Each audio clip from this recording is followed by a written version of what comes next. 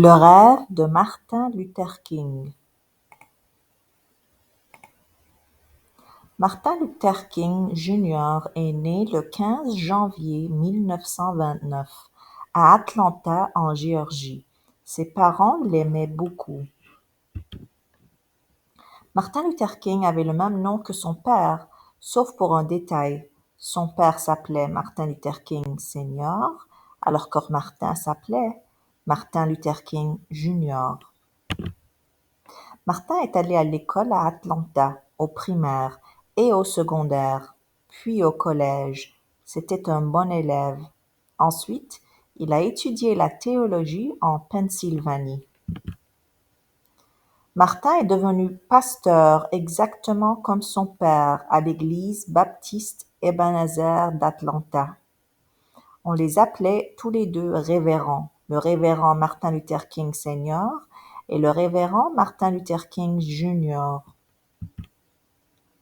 En tant que pasteur, Martin s'efforçait de porter secours aux gens dans le besoin. Il rendait visite aux malades de l'hôpital et les aidait à se sentir mieux. Il demandait aux gens de ne pas se battre entre eux. Il disait qu'il y avait des moyens pacifiques de régler les problèmes. Comme son père, Martin dirigeait les prières et les chants à l'église.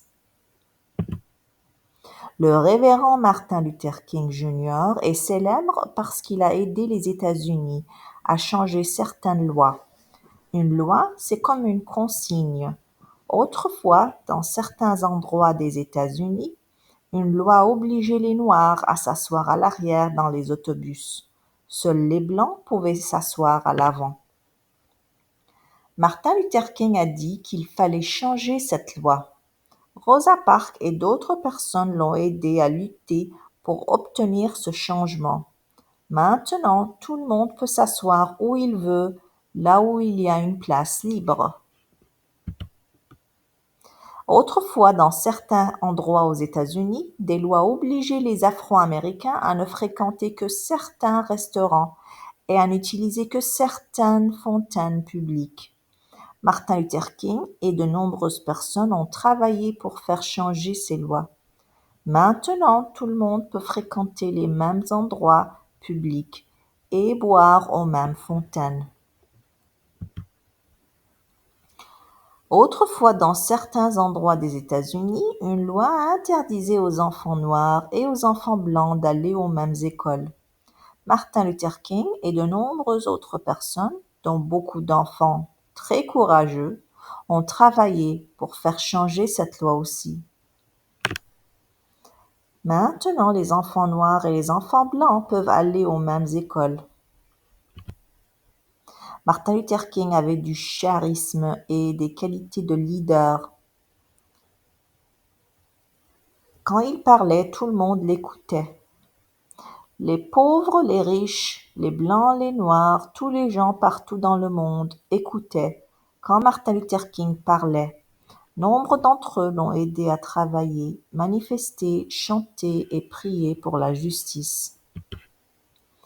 Durant l'été 1963, Martin Luther King a prononcé le discours le plus célèbre de sa vie.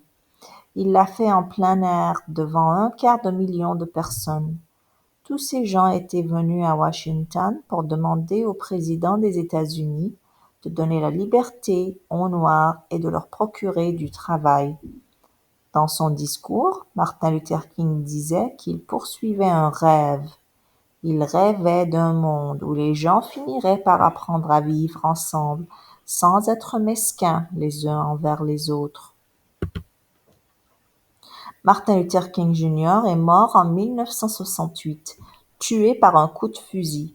Parce qu'il avait toujours beaucoup aimé les pauvres, on lui a fait des funérailles spéciales dans sa ville natale d'Atlanta, en Géorgie.